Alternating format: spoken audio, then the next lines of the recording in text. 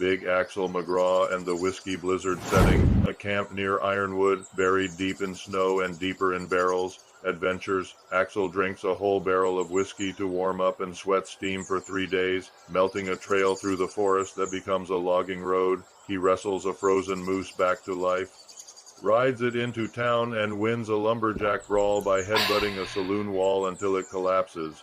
During a blizzard, he chops down trees so fast the wind changes direction, creating a temporary summer that lasts just long enough to finish the season's haul. This is Big Axel McGraw and the Whiskey Blizzard. Big Axel McGraw, the legend. Maggie Larson, born 1892, Copper Harbor, C. Maggie was so tough that she could wrestle a full-grown moose into submission using nothing but her bare hands and a stubborn glare. She also worked the copper mines in winter and trapped beavers in summer, living entirely off what she caught or foraged. Once, according to local folklore, she carried an entire keg of beer from Marquette to Escanaba on her shoulders just to keep a logging camp from mutiny. Now this all sounds pretty tall, like it might be an exaggeration, a myth, maybe even a tall tale, but there are a few things to consider here. First, the fact that Maggie's last name is Larson. You don't have to be Scandinavian to appreciate the importance of a good, strong woman. Just ask any Finn, but having that last name certainly doesn't hurt when it comes to bearing the weight of generations of Bhattacharya on your shoulders. Second, we should consider the setting, the Upper Peninsula of Michigan. A place where the land is so rugged and unforgiving that only the strongest, most resourceful people can survive, let alone thrive. Finally, there's the fact that Maggie's nickname wasn't just Moose Jaw, it was also Big Molar, and if that doesn't scream tooth and nail, I don't know what does. So yeah, maybe it wasn't just tall tales. Maybe Maggie really was the strongest woman in the world. Or at least in Copper Harbor. Thanks for listening, you magnificent bastards. If you'd like this story, please like it. If you love it, please subscribe. Until next time, goodbye. The year is 1984. The setting is a rough camp near Marquette. It's the kind of place where men go to forget their wives and kids, or at least that's what they tell the wives and kids. It's a place with a rich history of brawls, bonfires, and bad decisions, and it's here that we find our hero, or perhaps more accurately, our anti-hero, Whiskey Jack, sitting by the campfire nursing a bottle of Canadian Club and contemplating the stupidity of the human race. Suddenly, a bolt of lightning strikes the tree right above him and Jack survives unscathed, but his flannel shirt is now on fire, and as he beats it out with a stick, he realizes with great horror that it's made of fireproof material. You see, this is no ordinary flannel. It is a shirt that once belonged to a woman who had a thing for pyromania and the occult, and she imbued it with magical properties so that it would never burn, but also so that it could absorb the flames of any fire that it was placed upon. And just like that, Whiskey Jack is now the proud owner of a fireproof flannel. What's that? You ask, what does a guy do with a fireproof flannel? Well, the answer is pretty simple. You use it to smother campfires, and that's exactly what Jack did. Every night before he went to bed, he'd take his flannel shirt, wrap it around the campfire, put out the flames, and go to sleep. But one night, he had a terrible craving for flapjacks, but he didn't have a pan to cook them in. So he did the only logical thing he could do. He laid his flannel shirt down on the ground, poured some batter on it, and placed the frying pan on his chest. Then he proceeded to cook himself the most delicious flapjacks that had ever been cooked, or at least that's what he says. I don't know. I wasn't there. And that's how Whiskey Jack and his fireproof flannel became a legend around the campfire. A tale that's told and retold until the fabric of the universe itself begins to unravel, or maybe it's just a story that some guy made up to impress the ladies. I don't know. Now, if you'll excuse me, I have to go wrangle some alpacas. I think I saw one eating a bag of flaming marshmallows. Don't look at me like that. It's part of my job, From Mice Beard Boudreau, born 1847, near Grand Marais, claimed to fame, a French-Canadian fur trapper whose beard supposedly froze so solid in January that he could use it to paddle a canoe. He was rumored to have survived a blizzard by crawling inside a hollowed-out sturgeon. Legends say Icebeard could navigate any frozen river by the sound of cracking ice under his boots.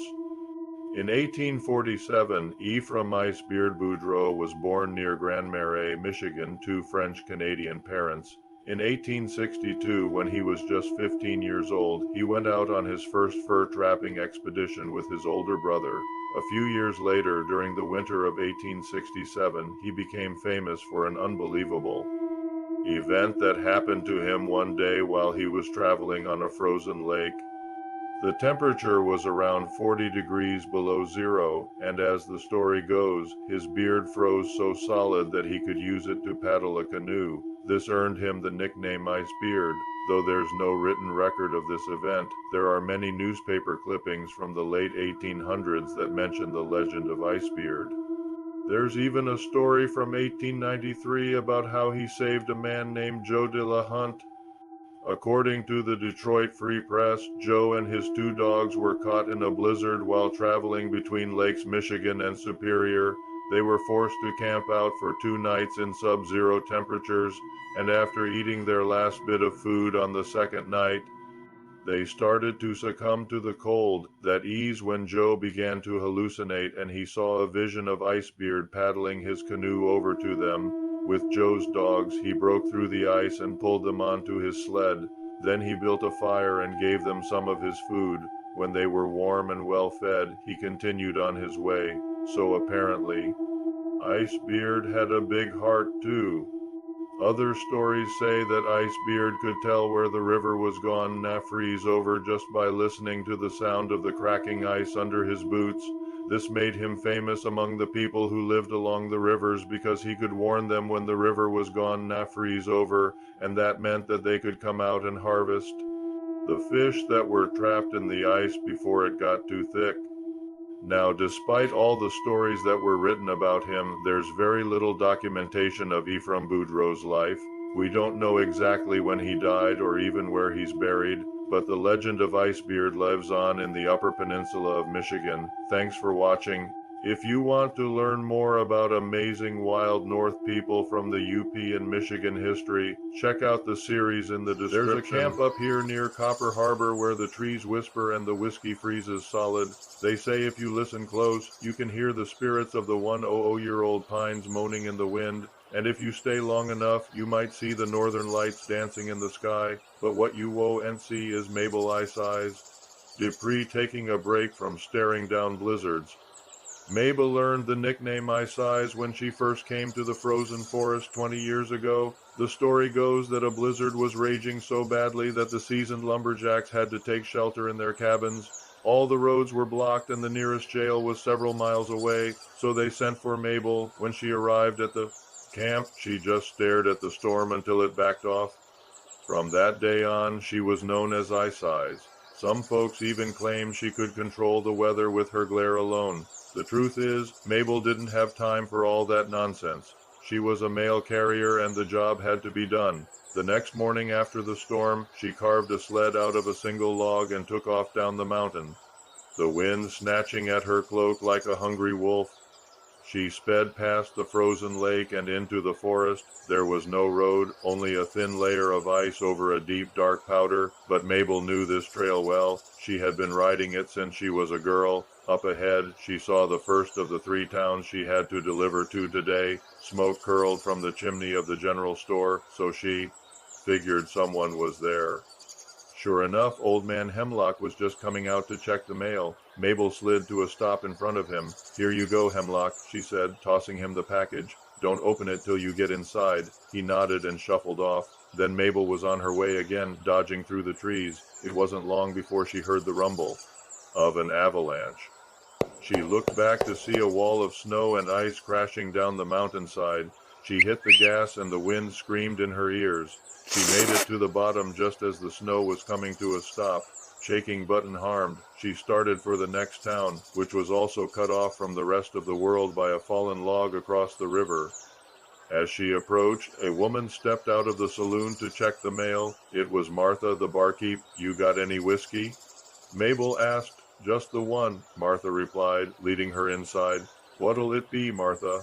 "Same as always," Mabel said. Just then, a stranger at the bar started to speak. "Say, Martha, do you have any gin?"